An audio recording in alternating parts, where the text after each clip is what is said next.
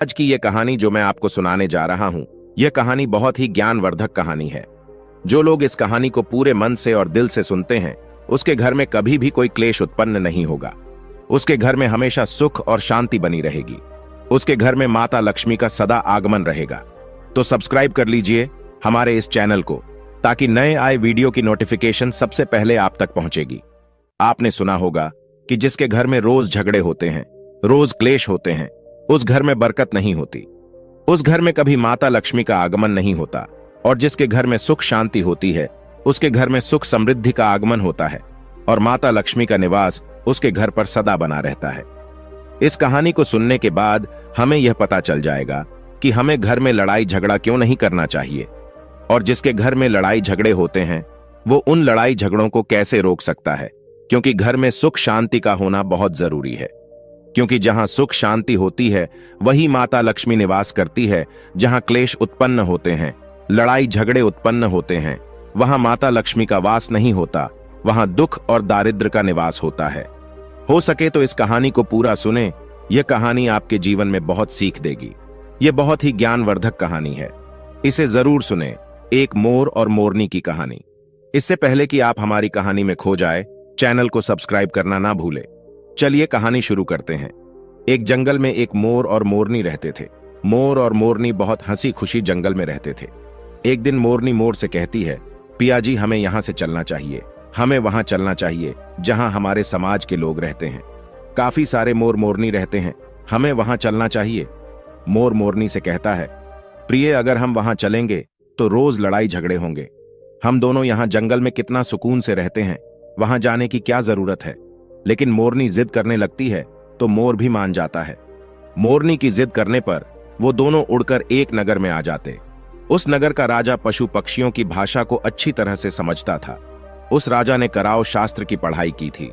कराव शास्त्र का मतलब यही होता है कि पशु पक्षियों की भाषा को समझ पाना। वह राजा सभी प्रकार के पशु पक्षियों की आज को समझ पाता था। हर जीव जंतु की आवाज को वह बखूबी समझता था कि वह क्या कह रहा है। दोनों मोर और मोरनी उसी नगर में आ जाते हैं। एक दिन की बात है, राजा अपनी रानी से कहता है कि हे रानी, मुझे बहुत तगड़ी भूख लगी है, आप मुझे भोजन खिला दीजिए। राजा की रानी 36 प्रकार के भोजन बना करके एक हाथ में पानी का लोटा और दूसरे हाथ में खाने की थाली लेकर राजा के पास पहुंचती है। रानी जैसे ही भोजन का थाली राजा के सामने रखती है तो एक चावल का टुकड़ा नीचे गिर जाता है। वहीं पर कुछ चींटियां घूम रही थीं। तभी एक चींटी चावल के टुकड़े लेकर वहां से जाने लगती है। राजा बैठा सब घटना को देख रहा था। उस चींटी के पास में तुरंत ही एक बड़ा चींटा आता है और वह चींटा उस चींटी से कहता है, हे प्रिय, यह चावल का टुकड़ा मुझे दे दीजिए और तुम वापस जाओ और उस राजा की थाली से दूसरा चावल का टुकड़ा लेकर आओ। उनकी बातों को राजा पूरी तरह से सुन रहा था, क्योंकि राजा हर जानवर, पशु और पंछी की भाषा को समझ सकता था। तो राजा वहीं बैठा रहा था जब चींटा चींटी से यह बात कह रहा है कि नहीं, मैं नहीं जाऊंगी। अगर यह बात राजा को पता चल जाएगी तो राजा मुझे मार देगा। फिर चींटा चींटी से कहता है कि तुम जाओ, राजा को नहीं पता चलेगा। चींटी फिर जाने की कोशिश तो करती है, लेकिन फिर आधे रास्ते से वापस चली आती है और चींटा से कहती है, नहीं, मैं नहीं जाऊंगी। हो सकता है राजा को पता चल जाए और राजा मुझे मार देगा। राजा उन दोनों को देख रहा था। चींटा को इस बात का भान हो जाता है कि राजा हमारी बात को समझ रहा है। चींटा फिर चींटी से कहता है, देखो, लगता है राजा हमारी बात को समझ रहा है। राजा ने हमारी बातों को सुन लिया है, इसीलिए वो हमें ही देख रहा है। चींटा चींटी से कहता है, अगर राजा ने हमारी बातों को सुन लिया है और राजा किसी और को बताया तो उसी समय पत्थर का बन जाएगा। राजा चींटा और चींटी की बात को बखूबी सुन लेता है और समझ लेता है। राजा इस बात को सुनकर हंसने लगता है। जैसे ही राजा को हंसी आने लगती है, राजा की रानी रसोई से बाहर आती है। वह जैसे ही रसोई से बाहर निकलती है, राजा उसे हंसते हुए दिखाई देता है। रानी राजा को हंसते हुए देखकर सोचने लगती हैं कि शायद मुझसे कोई गलती हुई है, इसीलिए राजा साहब हंस रहे हैं। रानी राजा के पास आती है और कहती है, हे महाराज, क्या मुझसे कोई पाप हुआ है? क्या मुझसे कोई गलती हुई है कि आप इतनी जोर से हंस रहे हैं? राजा रानी से कहता है, नहीं, ऐसी कोई बात नहीं है, मुझे बस यूं ही हंसी आ गई। रानी जिद करने लगती है और कहती है, आपको मुझे बताना पड़ेगा कि आप क्यों हंस रहे थे। राजा बार बार मना करता है, क्योंकि राजा को पता था कि चींटी ने कहा है कि अगर मैं चींटी वाली बात किसी को बताऊंगा तो मैं पत्थर का बन जाऊंगा। इसीलिए राजा रानी को यह बात नहीं बताना चाहता था, लेकिन रानी बार बार जिद करती हैं और कहती है, आपको मुझे बताना ही पड़ेगा कि आप क्यों हंस रहे थे। अगर आप मुझसे सच्चा प्रेम करते हैं, अगर आप मुझे अपना समझते हैं, तो आपको यह बताना पड़ेगा कि आप क्यों हंस रहे थे। राजा अब धर्म संकट में पड़ गया है। राजा सोचता है, अगर मैं ये बात रानी को बताऊंगा तो मैं पत्थर का बन जाऊंगा, और फिर सोचता है, अगर मैं नहीं बताऊंगा तो रानी का विश्वास खत्म हो जाएगा। रानी बहुत जिद करने लगती है। कहते हैं ना कि प्रिया हठ और बाल हठ बहुत तगड़ी होती है। इन दोनों हठ से हमेशा बचकर के रहना चाहिए। रानी के प्रिया हठ के सामने राजा को झुकना पड़ता है, और राजा रानी से कहता है, ठीक है, अगर मैं आपको बताऊंगा तो बाद में आपको पछताना पड़ेगा। रानी कहती हैं कि अभी तो आप कह रहे थे कि कोई बात नहीं है, अभी आप कह रहे हैं कि मुझे पछताना पड़ेगा। रानी कहती है कि जरूर कोई तगड़ी बात है, और रानी और ज्यादा जिद करने लगती है। तब राजा कहता है कि तब ठीक है, अगर आप नहीं मान रही है तो चलिए मैं किसी जंगल में आपको एक बात बताऊंगा। राजा रानी रथ पर सवार होकर के जंगल के लिए निकल जाते हैं। जैसे वो घोर जंगल में पहुंच जाते हैं, तब राजा सारी बात रानी को सुनाने लगता है। जैसे ही राजा थोड़ी थोड़ी बात रानी को सुनाते गया, वैसे वैसे वो भी धीरे धीरे पत्थर का बनता गया। जैसे राजा ने आधी बात रानी को सुनाई, वो भी आधा पत्थर का हो गया। राजा फिर रानी से कहता है, हे रानी, मैं धीरे धीरे पत्थर का बनता जा रहा हूं, तुम बाद में बहुत पछताओगी। रानी कहती है, हे राजा साहब, हे महाराज, थोड़ी सी बात बची है, आप उसे भी सुना दीजिए। राजा पूरी बात बता देता है, और राजा पूरा पत्थर का बन जाता है। रानी की इस जिद के कारण राजा पूरा पत्थर का बन जाता है। रानी रोने लगती है, और रानी उस पत्थर को हिलाने की कोशिश करती है, लेकिन भारी भरकम पत्थर कैसे हिल पाती, क्योंकि राजा बहुत ही भारी था। राजा पत्थर का बन जाता है, और उधर रानी सर पटक कर रोती है, छाती पीटती है, विलाप करती है, और किसी जीव जंतु से सहायता के लिए गुहार करती है। इन सब कहानी को मोर और मोरनी बखूबी देख रहे थे, अपनी आंखों से देख रहे थे। रानी के विलाप को देखकर मोर मोरनी को दया आ जाती है। मोर मोरनी से कहता है, ये होता है प्रिय हठ। अपनी इसी प्रिय हठ की वजह से हम उस जंगल में कितना खुशी खुशी रहे थे और यहां चले आए। मोरनी मोर से कहती हैं कि प्रिय, ये रानी बहुत दुखी हो रही है, हमें इसकी सहायता जरूर करनी चाहिए। यह इतना विलाप कर रही है, इसकी ज्यादा तो सहायता हम नहीं कर सकते, लेकिन कम से कम इसको धीरज तो दे ही सकते हैं, यानी उसको विश्वास तो हम दिला ही सकते हैं। यही सोचकर मोर और मोरनी उस रानी के पास जाते हैं, और जाकर के रानी से कहते हैं कि रानी साहिबा, जो हुआ वो तो गलत हुआ, लेकिन आप जरा धीरज रखिए, अपने आप को थोड़ा संभालिए, आपके पीछे पूरा राज्य है। राजा तो पत्थर का हो चुका है, अब आपको आपके राज्य का कारोबार आपको ही संभालना है।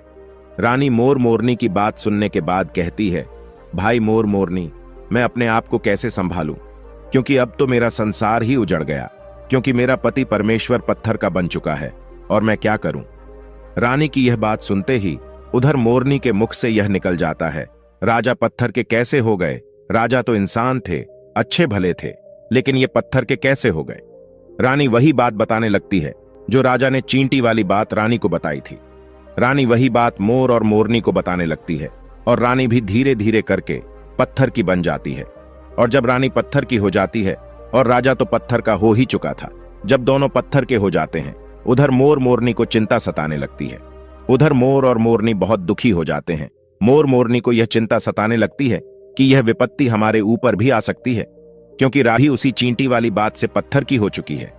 मोर मोरनी से कहता है, हम पर भी खतरा मंडरा रहा है, क्योंकि तुम स्त्रियों से कोई भी बात छिपती नहीं है। मोरनी मोर से कहती है, पिया जी, यहां से हम दूर चले क्या? मोर मोरनी से कहता है, हे बेवकूफ, दूर जाने से क्या फायदा है? यह संकट तो धरती के किसी भी कोने में हमारा पीछा नहीं छोड़ेगा। यह खतरा तो हमेशा हमारे ऊपर मंडराते रहेगा। अगर जाने अनजाने में यह हमारी मुख से निकल गई तो हम भी पत्थर का बन जाएंगे। इसी बात को लेकर मां र और मोरनी बहुत दुखी हो जाते हैं, बहुत चिंतित हो जाते हैं। रात दिन उनको यह दुख खाया जाता है। यह सोचकर वे ना भोजन करते हैं और ना चैन से सोते। बस रात दिन उनको यही दुख सताती है, यही टेंशन रहती है कि ये बात उनके मुख से निकल ना जाए। यदि हमारे मुख से ये बात भूल कर भी निकल गई तो दोनों पति पत्नी पत्थर के बन जाएंगे। यही सोचकर मोर ने दिमाग लगाया कि यदि मैं सारी चींटियों को खत्म कर दूं तो यह सब खत्म हो सकता है, क्योंकि यह करा धरा तो चींटियों का है। मोर मोरनी से कहता है, प्रिय, अगर हम सृष्टि से सारी चींटियों को खत्म कर दें तो चींटियों का संकट समाप्त हो जाएगा। और मोर मोरनी इस बात से राजी हो जाते हैं और सभी चींटियों को मारकर खाना शुरू कर देते हैं। मोर और मोरनी का इतना आतंक हो गया था कि सभी चींटियां डर के मारे और बिल खोद करके धरती के अंदर जाकर छिप गईं।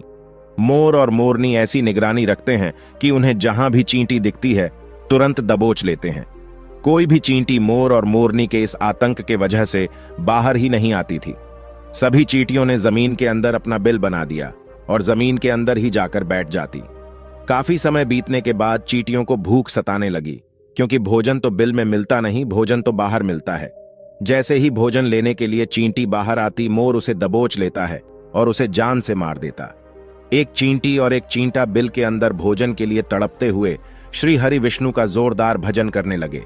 भक्ति करते करते उन्हें यह भी मालूम नहीं था कि वह कहां है कहां नहीं है। वे घोर तपस्या में लीन हो गए। अंत में जाकर श्री हरि विष्णु उन्हें दर्शन देते हैं और भगवान विष्णु कहते हैं, चींटी, चिंटा, जो तुम्हें मांगना है मांग सकते हो, हम तुम्हारी भक्ति से प्रसन्न हैं। क्योंकि चिंटा और चींटी ने निरंतर भक्ति की थी, ना ही कोई जल ग्रहण किया ना ही अन्न। इसलिए भगवान विष्णु बहुत जल्दी प्रसन्न हो गए और आकर कहने लगे, जो तुम्हें मांगना है मांग सकते हो, हम तुम्हारी भक्ति से बहुत प्रसन्न हैं। उधर चिंटा और चींटी ना जाने कितने दिनों से भूखे और प्यासे थे। दोनों एक ही बात कहते हैं, हे प्रभु, अगर आप हमें वर देना चाहते हैं तो हमारे पेट में गांठ लगा दीजिए।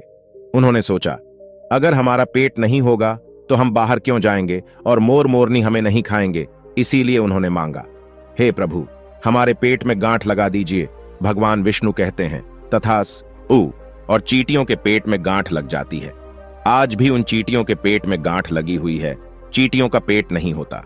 फिर चिंटा और चींटी भगवान विष्णु से कहते हैं, प्रभु, हमारे पेट में तो गांठ लग गई है, लेकिन अभी भी हमें मोर और मोरनी से खतरा है। मोर और मोरनी हमारे इंतजार में अभी भी ऊपर जमीन पर बैठे हैं और जैसे ही वे लोग हमें देखेंगे वो हमें मार देंगे। भगवान विष्णु मोर से कहते हैं, हे मोर, तुम चींटियों का शिकार करना बंद कर दो। इसमें चींटियों का कोई दोष नहीं है। जो दोषी था वो राजा था, क्योंकि राजा ने कराओ शास्त्र की पढ़ाई की थी, इसीलिए वह सभी जीव जंतु की भाषा को समझने में सक्षम था। उसके साथ साथ वो जिन भाषा को समझता था उनका रूप बदलने में भी सक्षम था। पशु पक्षियों का वह रूप धारण किया करता था और जब वह राजा रूप धारण करता था उन पक्षियों के साथ संभोग भी किया करता था। और जब वह पशु पक्षी गर्भ धारण करते थे तो वह उन्हें छोड़ करके इंसान बन जाता था और फिर ऐसी पशु पक्षियों पर वह जोर से हंसता था। इसकी ऐसी मूर्खता के कारण ही आज यह राजा पत्थर का बना पड़ा है। मोर कहता है, हे प्रभु, उनकी पत्नी का, उनकी रानी का क्या दोष है? श्री हरि विष्णु कहते हैं कि उनकी पत्नी भी उनके इस पाप में भागीदारी है, क्योंकि उनकी पत्नी अगर उनको रोकती तो वह इतना बड़ा पाप नहीं करता। इसीलिए उनकी रानी भी इस पाप की भागीदारी है, इसलिए आज वो भी पत्थर की बन चुकी है। श्री हरि के समझाने के बाद मोर उनसे कहता है, हे प्रभु, पर इस बात को हम किसी और से कहेंगे जो कि रानी ने हमें सुनाई है, तो क्या हम पत्थर के बन जाएंगे? श्री हरि विष्णु कहते हैं कि तुम्हारा यह श्राप अब समाप्त हो चुका है। तुम्हें किसी से कहने पर कोई फर्क नहीं पड़ेगा। आप किसी से भी कह सकते हैं, तुम्हारे ऊपर से खतरा टल चुका है। मोर और मोरनी बड़े प्रसन्न हो जाते हैं। उनकी खुशी का कोई ठिकाना नहीं था। श्री हरि विष्णु अंतर्ध्यान हो जाते हैं और चले जाते हैं और इधर मोर मोरनी का खुशी का कोई ठिकाना नहीं था। अगर किसी जानवर को, किसी पशु को खुशी होती है तो वह झूमने लगता है, नाचने लगता है। यही बात मोर के साथ हुआ। मोर को जब यह पता चला कि उनके ऊपर से खतरा टल चुका है तो वो खुशी में नाचने लगा, जोरदार नाचने लगा। उसकी खुशी का कोई ठिकाना नहीं था। वह खुशी के मारे पागल हो रहा था। फिर जैसे ही मोर खुशी के मारे अपने पैरों के नीचे देखता है कि फटे बदसूरत पैर मोर के बने हुए थे, मोर अपने पैरों को दे कर रोने लगता है। मोर सोचने लगता है कि पहले मेरे पैर इतने सुंदर थे, लेकिन आज इतने फटे और गंदे कैसे हैं? मेरा पूरा बदन सुंदर है, लेकिन मेरे पैर इतने फटे और बदसूरत कैसे हैं? मोर के पैरों के फटने का कारण चींटी खाना था, क्योंकि उसने बहुत सारी चींटियां मार मार कर खा गई थीं और मोरनी भी उन्हें खा गई थी, इसीलिए उनके पैर फट गए थे। आज भी कोई इंसान अगर चींटी खाता है तो उसके शरीर में छोटे छोटे दाने पड़ जाते हैं। यदि आप ज्यादा मात्रा में चींटी खाओगे तो आपका बदन भी फटने लगेगा। सांप केंचुली क्यों छोड़ता है? क्योंकि सांप चींटी खाता है और इसीलिए उसके शरीर में फट जाता है, अलग हो जाते हैं। इसी तरह मोर के पैर फट गए थे। और वे बदसूरत हो गए थे। इसलिए मोर अपने पैरों को देखकर जोर जोर से रोने लगा। मोरनी मोर को धीरज रखवाती है और कहती है, जो हुआ वो तो हो गया, रोने से क्या होगा। मोर नाचता और जोर जोर से रोता है, इसलिए उसकी आंखों से आंसू की धारा बह रहे थे। मोरनी मोर को धीरज रखवाती है और उसके आंसुओं को नीचे गिरने से रोकती, लेकिन रोक नहीं पाती। मोरनी के हाथ तो है नहीं, लेकिन अपनी चोंच से एक एक आंसू को उठाती और अपने मुख में रखने की कोशिश करती, लेकिन कितना अपने मुख में रखती, सीधे मोरनी के पेट में चले जाते। इस तरीके से हर बार मोरनी मोर के आंसुओं को रोकती और मोर नाचता और खूब जोर जोर से रोता। मोर के आंसुओं को देखकर और मोरनी के प्यार को देखकर भगवान श्री हरि फिर से दर्शन देते हैं और मोरनी को आशीर्वाद देते हैं और कहते हैं कि तुम्हारा प्रेम ऐसे ही सदा बने रहे। इस आशीर्वाद के वजह से, अब इसे आशीर्वाद समझिए या श्राप, इसकी वजह से मोर कभी संभोग नहीं कर पाता, क्योंकि मोर जब नाचता है तो उसकी आंखों से आंसू गिरते हैं और उन आंसुओं को मोरनी चुगती है और उसी आंसुओं के कारण मोरनी गर्भवती हो जाती है। भगवान श्री हरि मोर और मोरनी को आशीर्वाद देते हैं और कहते हैं कि तुम्हारी भक्ति धन्य है और तुम धन्य हो। एक समय ऐसा भी आएगा कि तुम्हारे पंख को मुकुट बनाकर धारण करेंगे। इसलिए कहते हैं, श्री कृष्ण के रूप में श्री हरि धरती पर आते हैं तो वह मोर का पंख अपने मुकुट में धारण करते हैं। इस कहानी में बस इतना ही, और हम आशा करते हैं कि इस कहानी से आपको बहुत कुछ सीखने को मिला होगा।